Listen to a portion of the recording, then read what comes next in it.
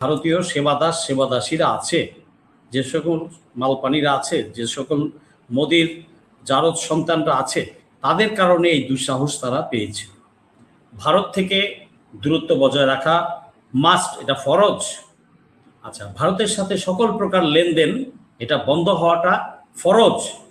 আপনি 5 বছর আগে বন্ধ রাখেন না, তারপরে আমরা রেজাল্ট দেখি, তারপরে আমরা আস্তে আস্তে চিন্তা করব নেক্সট কোর্স অফ অ্যাকশন আমাদের কি হয়। ভারত চিন্তিত, কারণ 71-এ আমাদের যে স্বাধীনতা যুদ্ধ আমরা করেছি, আমরা আর কয়েকদিন গেলে আমরা নিজেরাই স্বাধীন করে ফেলতাম। আমাদের মুক্তিযোদ্ধারা স্বাধীন করেই ফেলেছিল। লাস্ট মোমেন্টে ভারত এসে জয়েন করে 8-10 দিন যুদ্ধ করে ক্রেডিট নিয়ে নিয়েছে। ভারতের উদ্দেশ্য ছিল পাকিস্তানকে দ্বিখণ্ডিত করা এবং বাংলাদেশকে চিরজীবনের জন্য অঙ্গরাজ্য করে নেয়া।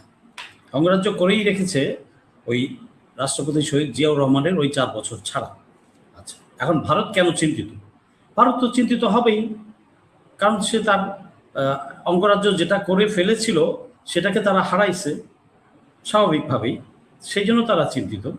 তারা চায় যে বাংলাদেশ তার অঙ্গরাজ্য হয়ে থাকে। বাংলাদেশকে তারা স্বাধীন সার্বভৌমত্ব ভৌম রাষ্ট্র মনে করে না, গুণে নাই। কারণ এটা সহজ হয়েছে তাদের জন্য এটা করার। আমাদের দেশে যে ভারতীয় সেবাদাস সেবাদাসীরা আছে, যে সকল মালপানিরা আছে, যে সকল মোদির জারদ সন্তানরা আছে, তাদের কারণে এই দুঃসাহস তারা পেয়েছে। আমি সালাম জানাই, শ্রদ্ধা জানাই আমার মুক্তিযোদ্ধা ভাইদের প্রতি, যারা দেশটাকে স্বাধীন করেছিলেন।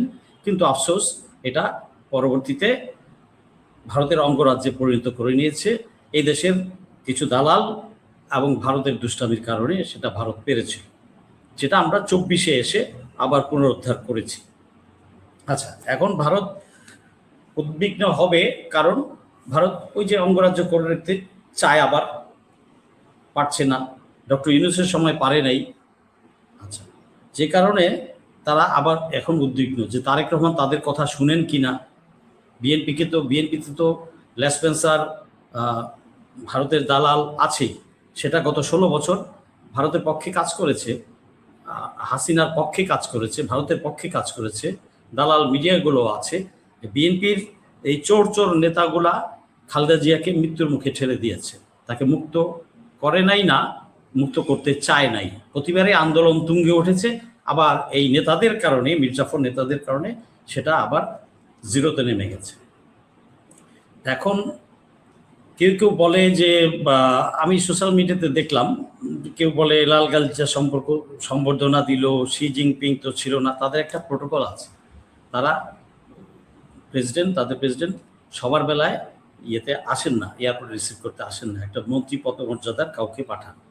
আচ্ছা, কেউ কেউ বলেছে যে শুধুমাত্র বাংলাদেশের যে অ্যাম্বাসেডার আছে চায়না, তাকে দেখা গেছে এয়ারপোর্টে বা বিভিন্ন জায়গায়, কিছু শেফদের দেখা গেছে 2-1 জায়গায় ছবি তুলেছে।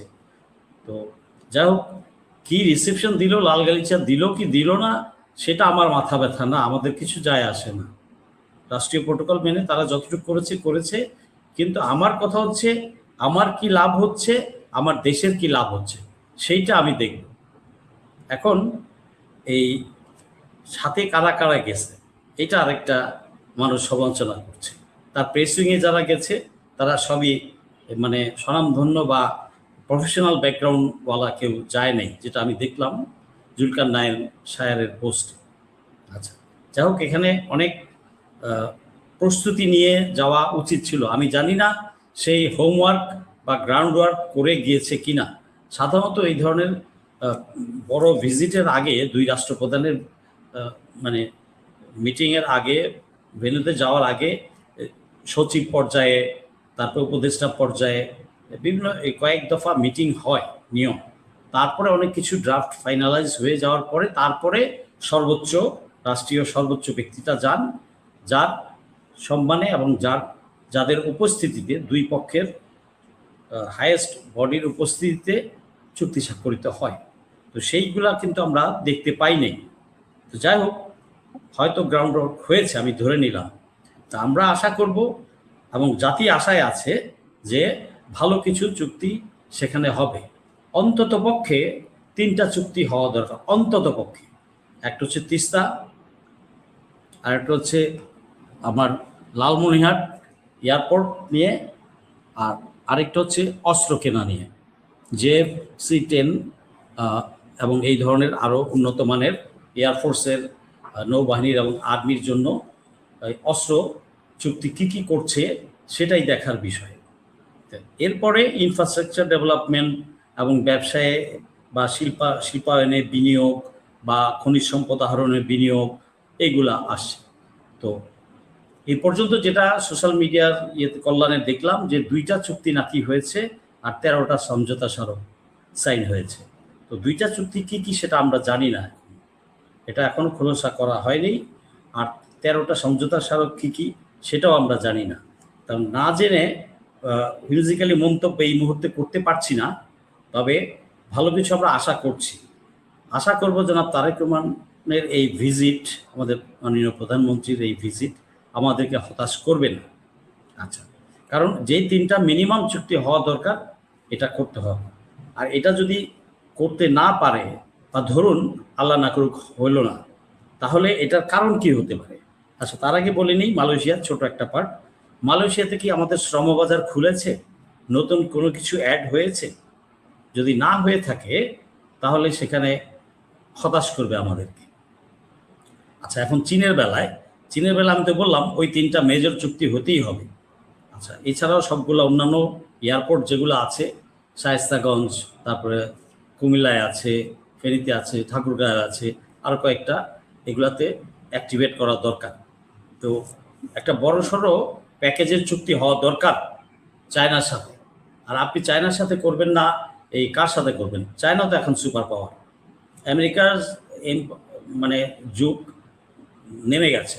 আমার দরকার চায়না, পাকিস্তান, ইরান, টার্কি, অন্য সৌদি আরব, এসব দেশের সাথে শক্ত চুক্তি হওয়া দরকার, যাতে মানে চুক্তি মানে চুক্তি যেটা বাস্তবায়নযোগ্য এবং বাস্তবায়ন হয় সেইভাবে করা দরকার। তো সেই পথে আমার সরকারের হাঁটা উচিত। ভারত থেকে দূরত্ব বজায় রাখা মাস্ট, এটা ফরজ। আচ্ছা, ভারতের সাথে সকল প্রকার লেনদেন এটা বন্ধ হওয়াটা ফরজ। আপনি 5 বছর আগে বন্ধ রাখেন না, তারপরে আমরা রেজাল্ট দেখি, তারপরে আমরা আস্তে আস্তে চিন্তা করব নেক্সট কোর্স অফ অ্যাকশন আমাদের কি হয়। এটা মাস্ট, এটা সকল জনগণের জন্য ফরজ, সকল ব্যবসায়ী সম্প্রদায়ের জন্য ফরজ, আর মিডিয়ার জন্যও ফরজ। এটা সকলের জন্য, 18 কোটি লোকের জন্য ফরজ। এটা ভারত থেকে দূরে থাকা, ভারত থেকে সকল প্রকার লেনদেন বন্ধ রাখা। আর ভারতের এই পারে যে 8টা কনসুলেট আছে, 6টা বা 8টা, এগুলো সব বন্ধ করে দিতে হবে, সরকারকে বন্ধ করে দিতে হবে এবং ভারতের সাথে সকল লেনদেনই করতে হবে। এবং ভারতের এমবেসির ওপর রাষ্ট্রদূত বা এদের স্টাফরা কে কোথায় মুভ করছে এটার ওপর আমাদেরকে নজরদারি করতে হবে। জনগণেরও নজরদারি থাকা উচিত, রাষ্ট্রীয় সংস্থাগুলোরও নজরদারি থাকা উচিত। আচ্ছা, এখন চায়নার সাথে যদি আল্লাহ না করুক ধরেন চুক্তি হলো না বা ইম্পর্টেন্ট চুক্তিগুলো হলো না, তাহলে কারণ কি হতে পারে? কারণ একটাই, যে চায়না আস্থা রাখতে পারছে না। চায়না আস্থা রাখতে পারছে না। কারণ কি? আস্থা না রাখার কারণ কি? আস্থা না রাখার কারণ হতে পারে যে এখনও হাসিনার লেসপেন্সাররা, ভারতীয় দোসররা বিভিন্ন জায়গায় রাষ্ট্রযন্ত্রের সকল যন্ত্রাংশে বসা, তাই তারা আস্থা রাখতে পারছে না। আচ্ছা, কারণ তারা উল্টা প্লে করবে। আচ্ছা, দ্বিতীয় কথা হচ্ছে যে এই ভারত ঘেঁষা নতজানু পররাষ্ট্রনীতি, এটা আরেকটা কারণ হতে পারে। আচ্ছা, ভারত থেকে এই সরকারের দূরত্ব বজায় রেখেছে বলে এটা তাদের কাছে প্রতীয়মান এখনো হয়নি, সেটা একটা কারণ হতে পারে। আচ্ছা, তারপর ভারতের তাবেদারি, ভারতের মানে এই পারে মাতবরি এখনো তারা কমেছে বলে দেখতে পাচ্ছে না। এবং এই দেশে বিএনপির সরকারেই যে ভারতের কিছু দালাল বিভিন্ন গুরুত্বপূর্ণ জায়গায় বসা আছে, বিভিন্ন মন্ত্রণালয়ে বসা আছে, এগুলো তো তারা দেখতে পাচ্ছে। চায়না কি ঘুমায়, দিনে জেগে ঘুমায় নাকি?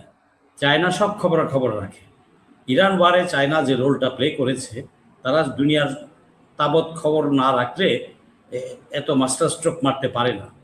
তো চায়না কিন্তু সবই জানে, সবই বুঝে কোথায় কি হচ্ছে না হচ্ছে। চাইনিজ ইন্টেলিজেন্স, আমরা সব ইন্টেলিজেন্স অর্গানাইজেশনের নাম জানি, কিন্তু আজ পর্যন্ত চায়নার ইন্টেলিজেন্স অর্গানাইজেশনের নাম আমরা জি। বলতে পারবো না, কেউ বলতে পারে না। অনেক তো ভাই চায়না ইতিমধ্যে খুব রাজনীতি গভীরভাবে করতে হবে। এবং খুব মানে সফলতার সাথে তারা দুনিয়ার সব তাবৎ খবরাখবর রাখে। তো আমি আশা করব যে আরও একটা দিন ভিজিট বাকি আছে, দেখা যাক কি হয়। যদি ভালো হয় তো ভালো, আর যদি না হয় তাহলে তারেক রহমান সরকারকে ভাবতে হবে যে তার করণীয় কী। যদি না হয় তাহলে তার করণীয় কী, সেটার উপর ভিত্তি করে তার সরকারে সকল ধরনের পরিবর্তন আনতে হবে। রাষ্ট্রযন্ত্রে, রাষ্ট্রের বিভিন্ন অংশে তার ভারতীয় দোসরগুলাকে এখান থেকে ভাগাইতে হবে, জাসুসগুলাকে ভাগাইতে হবে, ফিফথ কলামিস্ট সেবাদাসীগুলাকে আস্তে আস্তে পরিষ্কার করতে হবে। আস্তে আস্তে নাই, 3-4 মাস হয়ে গেছে, আর বাকি 2 মাসের মধ্যে এদেরকে পরিষ্কার করতে হবে, গোল্ডেন হ্যান্ডশেক দিতে হবে, ক্যাবিনেটে পরিবর্তন করতে হবে, বিভিন্ন প্রতিষ্ঠানে যাদেরকে বসিয়েছেন তাদেরকে সরাতে হবে। এবং তারেক রহমান সাহেবের আশেপাশে যে ক্লোজ সার্কিটটা আছে, এখানেও ভারতের সেবাদাসরা আছে, এগুলা তারেক রহমানকে বুঝতে হবে। তারেক রহমানকে সাহস করে পদক্ষেপগুলো নিতে হবে। এই বিশ্বাস তারেক রহমান জেনে রাখুক যে পুরা জাতি তার সাথে আছে। অতএব কেউ হয়তো তাকে ভুল বুঝাবে, না এটা করলে ওইটা হবে, এটা করলে এইটা হবে। আপনি জনাব তারেক রহমান আমাদের প্রধানমন্ত্রী, পুরা জাতি আপনার সাথে আছে, বিরোধী দলও আছে। আপনি স্ট্রংলি পদক্ষেপ গ্রহণ করুন এবং এই ময়লাগুলো আপনার আশেপাশ থেকে সরান, ক্যাবিনেট থেকে সরান, বিভিন্ন প্রতিষ্ঠান থেকে সরান। কট্টর দেশপ্রেমিক কঠিন সৎ লোকগুলাকে আপনি জায়গায় জায়গায় এদেরকে প্রতিস্থাপন করুন, যাতে আপনাকে পূর্ণ সহযোগিতা দিতে পারে এবং দেশ ও জাতিকে আপনি মানে সবল নেতৃত্বের সাথে সামনের দিকে এগিয়ে নিয়ে যেতে পারেন। এবং পরবর্তীতে সকল দেশগুলোর সাথে, বিশেষ করে চীন, পাকিস্তান, তুরস্ক, ইরান, সৌদি, এদের সাথে আপনি স্ট্রং চুক্তি করতে পারেন এবং সেই পরিবেশ তৈরি করতে পারেন।